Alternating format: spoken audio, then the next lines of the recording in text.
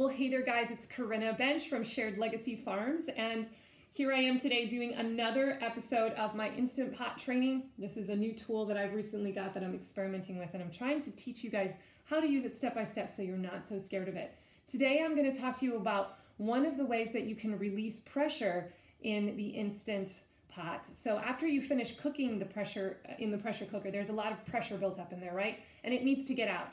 So there are three ways that this can happen. You can use something called quick release, natural release, or 10-minute natural release, or slow release. So today I'm going to teach you the easiest one, which is natural release. And basically natural release is where you don't do anything. You don't have to move the valve at the top. You just let the pressure canner come back and lower its pressure on its own, cool down on its own. And it does this automatically. So I have some beans, dried beans in here that I'm cooking, and I did a different tutorial all about how to do that. But that cooker just finished doing the actual cooking, and then it turned itself off automatically, and the display, the LED display changed.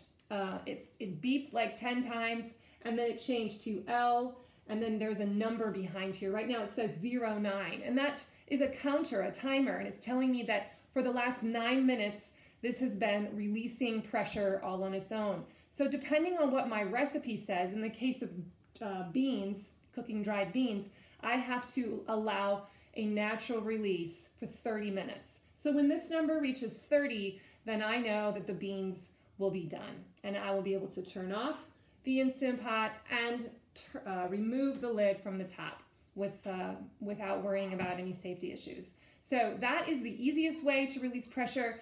I'll also teach you quick release in our next video, which is where you actually have to move the valve and a whole bunch of steam comes out of the hole at the top. That one can feel a little scary, but try a recipe first when you're beginning. Find a recipe that does natural release, because really you're just letting the cooker, cool off by itself. Whole lot easier, a little less scary, and a good way to kind of step your way into the Instant Pot. Thanks.